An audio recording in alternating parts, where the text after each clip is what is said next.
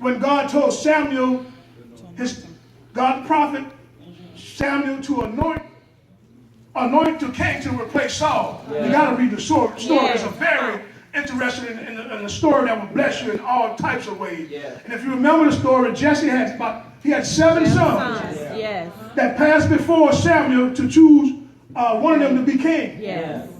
But the Lord had not chosen them. Right. That's First Samuel 16:10. Yes. 1 Samuel 16:10. Seven, could you imagine? 7 sons. Mm-hmm. It was 8 total because David wasn't there. Yeah. If you remember the story of David, what David was doing. I know somebody was with me. David was keeping sheep. At that time, that's what he was doing. And not even in the lineup. He wasn't in the lineup. Wasn't even thought about. We're gonna go over here and take care of this serious business over here for the next king of Israel. You stay over there and you keep doing what you're doing. Wasn't even much thought about. But God. I'm gonna pause for a minute because sometimes we might feel like we're overlooked. Anybody ever been there? I got a few years. I know I ain't the only one. I told you how old I am. So that tells you got the age on. You've been to some stuff. You've been overlooked. If you had a job, if you weren't, I'm military. I've been in the military quite a long time. So you've been overlooked for some things, even on the civilian side, even in the church, even in places where you didn't think you would be overlooked, even in your family. We've been overlooked. Right. But God know how to get to you what He wants you to have. Don't misunderstand. Don't mistake it.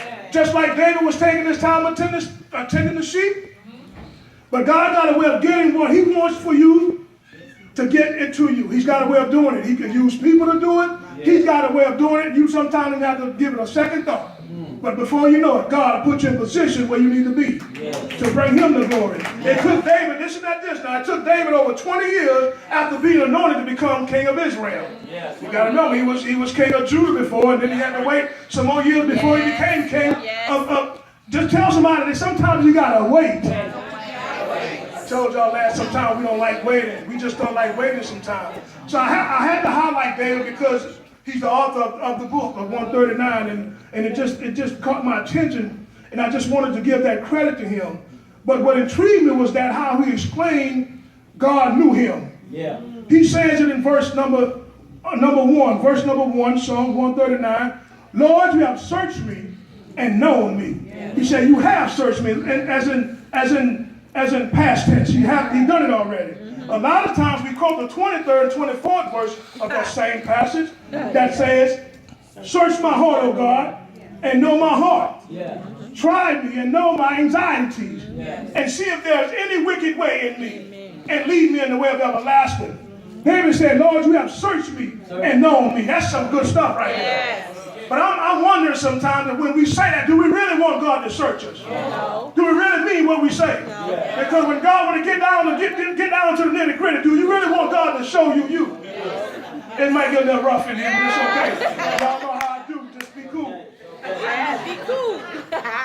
I believe God knows what's in each one of us. I believe that with all my heart. Anybody believe that? Yes. The question is, do you know? Yes. God knows what's on the inside of us. Yes. Sometimes we don't know what's there. Yes.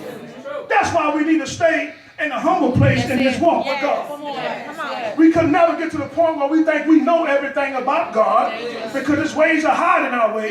His ways are past finding out, the Bible says. We know in part, but sometimes we get the big head and think we know all there is to know. We want to become shot callers. We want to come. We just don't know. Now, when you get to a point where you know everything that's down on the inside of this heart of yours, then you come see me. Tell me what the secret is. Yeah. Because I know we got some things that goes on the inside of us, and we was like, oh, God. And I know as a child of God, you want to be changed. You want to be transformed. You want to be different because you don't want to be the same. You don't want to be like you used to be. And my Bible still tells me the truth that if any man be in Christ Jesus, and if you in Christ Jesus, all things are passed away. All things have become new. Behold, all things have become new. You are a new creation in Christ Jesus. Let me take my time and get to where I want to get to.